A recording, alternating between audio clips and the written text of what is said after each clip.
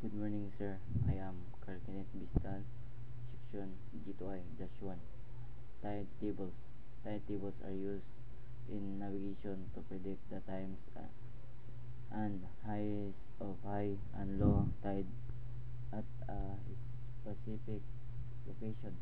They are used to plan departure and arrival times for ports and to determine safe depths or vessel entering shallow water. Admiralty tide tables are ATT. What to do tide tables show the time of high and low tides, the high of high and low tide level at intermediate times. How do I use tide tables? Tide tables are used to determine unsafe depths and vessel needs when entering shallow water. Tide tables are used to plan departure and arrival time for ports.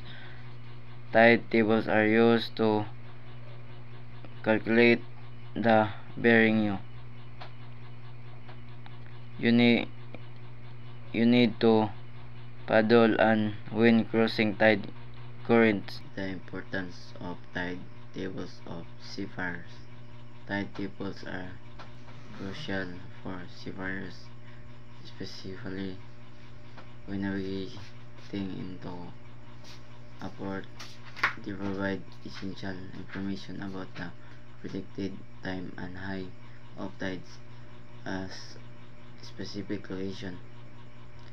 Navigating shallow water and ports. Tide table help seafarers determine and depth of water at particular time in specific location. This is specific vital when navigating shallow water inlets, estuaries and ports where water depth can fluctuate significantly.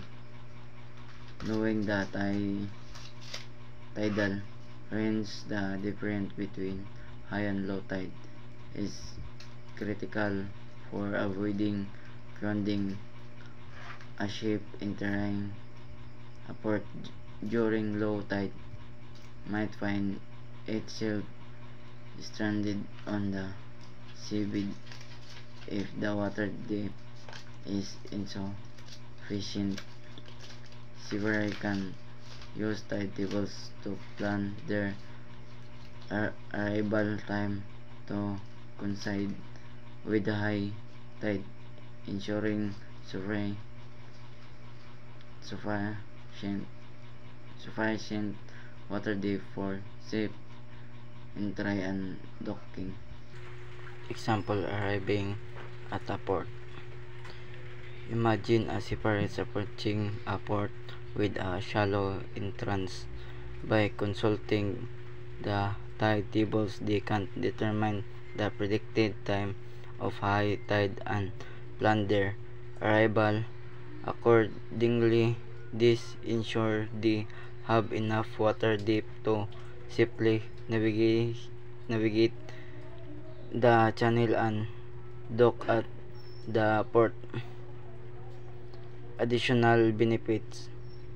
Tide tables also help seafarers understand tidal currents, which can affect ship maneuverability. They can use this information to plan their routes and avoid strong currents that could pose risks to navigation. Understanding tide is essential for safe and efficient navigation, allowing seafarers to make informed decisions and avoid potential hazard.